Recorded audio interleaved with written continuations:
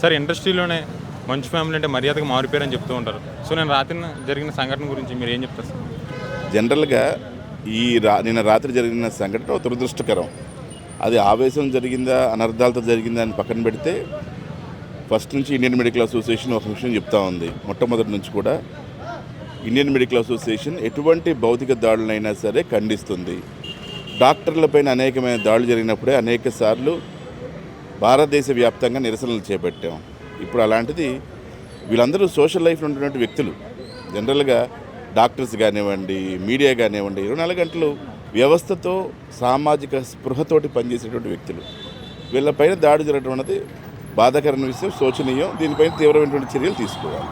So media అంటేనే ప్రపంచానికి ఏ విషయం అని తెలియజేసేది సార్. అలాంటి మీడియా పైనే దాడి చేశారంటే దాని గురించి మీరు ఏం చెప్తారు?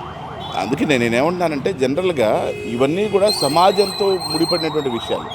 సమాజంతో ముడిపోయినటువంటి విషయాల్లో 24 గంటలు సమాజంతో మమేకమైనటువంటి విషయాల్లో ఎప్పుడైతే ఇలాంటి దాడులు జరుగుతాయో ఇది సమాజం అంతా కూడా కళ్ళు తెరిచి చూసేటువంటి విషయం.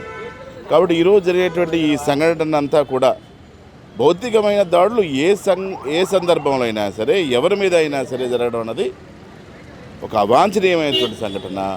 దీన్ని అందరూ ఇప్పుడు ముక్త కంఠంతో తెలంగాణలో ఉన్నటువంటి అందరూ కూడా దీన్ని గట్టిగా ముక్త కంఠంతో అందరూ కూడా ఇది తప్పు అని చెప్తా ఉన్నారు.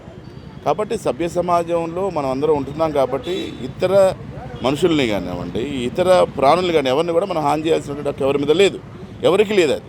అదే ఇండియన్ మెడికల్ అసోసియేషన్ ఫస్ట్ నుంచి ఈ విషయాన్ని తీవ్రంగా ఖండిస్తూ ఉంది. అందుకనే ఇదివరకు డాక్టర్ల మీద దాడులు జరిగేది, అది పాకి ఇప్పుడు వైద్యుల నుంచి మీడియా మీద కూడా వచ్చింది. సో మొట్టమొదట్లోనే ఇలాంటి విషయాలను తుంచివేయటం మంచిది. ఎంతటి వారైనా ఉపేక్షించకుండా దీని మీద తీవ్రమైన చర్యలు తీసుకోవాలి.